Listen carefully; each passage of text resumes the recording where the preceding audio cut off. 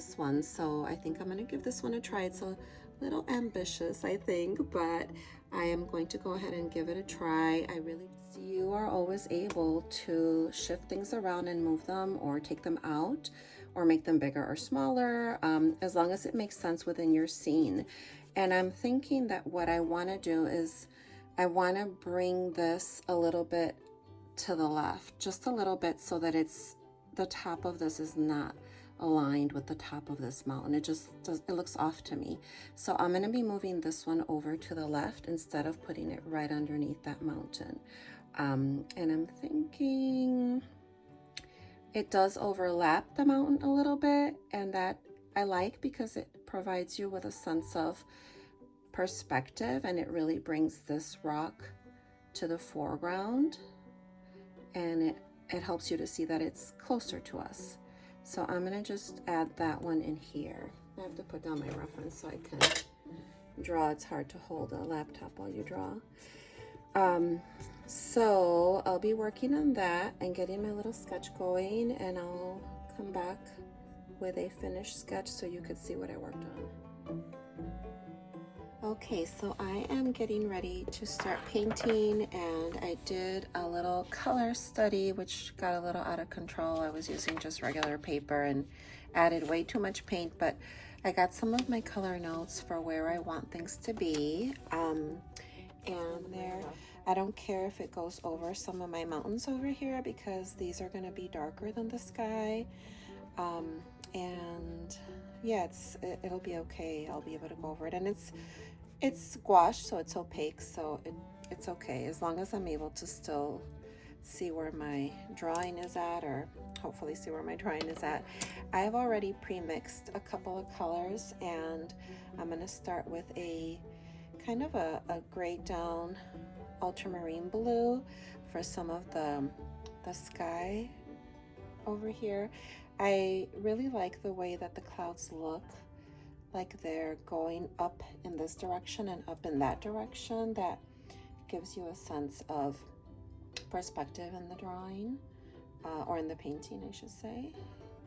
And I'm just gonna create a little bit of that, and it should soften up because there's a lot of water on my paper, but I'm just gonna get it into a few spots where I see it, just so it kind of suggests the direction of the clouds. And yeah, this one goes up like that. And then what I'll do is I will clean off my brush and add a little bit of this nice gray down light lilac purpley color for some of the shadows in the clouds. And I'm noticing it's a little bit too dark, so I'm going to add a little more white to that. I don't want it to be too dark. It's a very moody sky, and I didn't think I was going to add that in. I thought I was going to keep it really simple and one solid color, but I changed my mind as I was working on the color study. Some of these kind of get fuzzy, so I want to add a little bit of that color so that it softens the white and the blue transitions. And bring some of these down here. Get some of these clouds up here. And I think I might pull some of it out. And I said I wanted to add some of that down here. So I want to I actually think I want to wet, my mountains as well, because I want to bring in some of that nice pretty shadow color into the mountains underneath my snow. So I like this lilac-y color, but it's grayed down. I added a little bit of yellow to it, the shadows, and so add a nice thin layer of a wet on wet technique. I have a little bit of a yellow on my brush, but that's okay because the color I'm going to put in here is pretty much the color of a nice bright sand, because this looks like it was probably near the ocean, maybe where this picture was taken. I'm not sure exactly, but I'm just gonna go here. I don't want to disturb the dry brush effects I got up there. So again, I don't mind if it goes over my rocks anytime you're working with a kind of like a watercolor consistency. It'll still be a little bit translucent or transparent. And what I want to do is I want to just create that effect of that sand color. I thought about putting in like an orangey color, but I tried that in my color study and I wasn't too happy with it. So that's the whole purpose of a color study, is that it gives you information about what could work and what won't. And I just want to kind of cover this surface, get rid of the white, and add in that color. And if I wanted to, I could pick up a little bit more warmth. I have this nice mixture here and I could plug it into a few spots. Just kind of like a little bit here and there, and it should blend somewhat because I'll even put a little bit in the rock. It should blend a little bit because it's wet. Ultramarine blue and the burnt umber, and I want to just add that shape of that rock there, so it goes all the way to about here. And again, a lot of this will be covered in snow, but we'll be able to see and appreciate that snow more if there's something dark underneath. I'm gonna stop. I think I went a little bit too far down with that, so I'm gonna lift some of it off. You see how it went down into this rock over here? I don't want that. So I'm gonna dry it off and I'm gonna just kind of lift back in.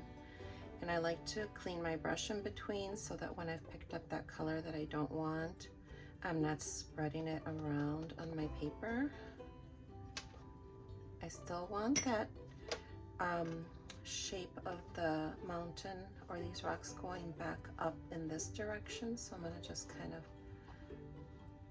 do that. Sometimes the water gets into this part of the brush and you have to be careful and make sure it's dry. I think that's better. I'm always able to go over a lot of this, but I don't want to lose sight of my shape of the rocks and the mountains and in which direction they're going, because that's gonna give me that perspective of things going up that way and things going up to the right. I'm working on putting in the background color for this rock that's in the foreground, and there's a really pretty bright coppery orange color that is up here in the front, in sections of it, not all over, but I'm going to put it everywhere on the top section of the rock so that it peeks through in certain spots when I lay in other colors. This little foreground rock here too also has that color on the top, and I think I'm going to actually bring it into some of the bottoms so you see some of that warmth coming through. Yeah, I think there's a little bit of that warmth coming through in this back side of this one, so I want to make sure I keep that. And those are the only places where I need that pop of orange. But I will mix that color up with some of my burnt umber to get this pretty color back here that's in this section of the mountain where the sun is kind of hitting. It's kind of like one of those days where there's sun, but it's also hidden in certain spots and it has a lot of mood to it. I'm just gonna pop it into some sections here. I don't want it all over because then it won't serve the purpose of making certain things pop out. And it's also in certain sections of this rock, so I'm going to go ahead and pop that in there. Highlights always show up much better if you have some nice darks underneath. And the richer the color you have there, the better. The more variety you have also in things, especially in the foreground, in terms of colors, really makes it more interesting. And I'm gonna tone it down a little bit with some white. Water out of here. I'm gonna get the shape, oops. This is why I don't like to have my water really close to my painting. I'm just any little rocks that are in the background and in the foreground too. There are some really cool little rocks that are just laying around, and I like them a lot because they provide all these little angles that go upward like this. So it kind of cracks a little bit. Oops.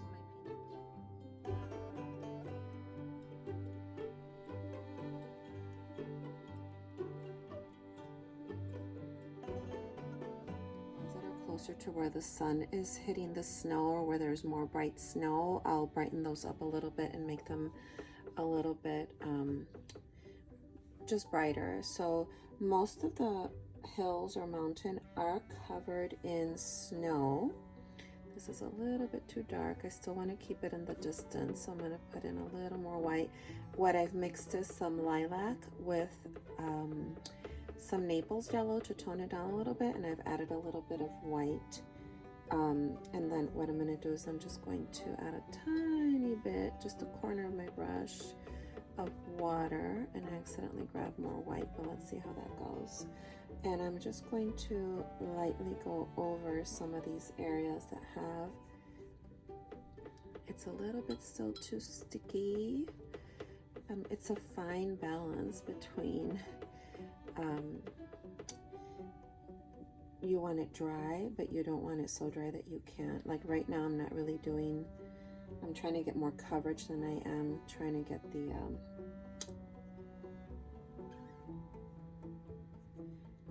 trying to get dry brush. I'll do that at the end with my snow. So we have snow coming all around here and back here. And then as I get closer to the foreground, I'll add in some of the brighter shadows. So I'm going to rinse off my brush and get all the water off. And now I've pre-mixed some cobalt turquoise light with a tiny bit of ultramarine. I'm having a hard time talking and painting at the same time. And a little bit of white. And these will be my shadows over here. So these shadows are a bit brighter. Okay, now this is pretty much my brightest snow, except for this one little section that's over here. And this one has some really pretty flowy, like the sun is hitting in certain little spots and it's giving you those little highlights. More snow to some of these spots. Satisfying part, taking off all of that tape that I feel kind of distracts a little bit from the painting. And you just have to take it off slowly and pull it. Don't pull it up, pull it like downward at an angle and away, so that if it does tear a little bit, you can kind of stop before you do some damage.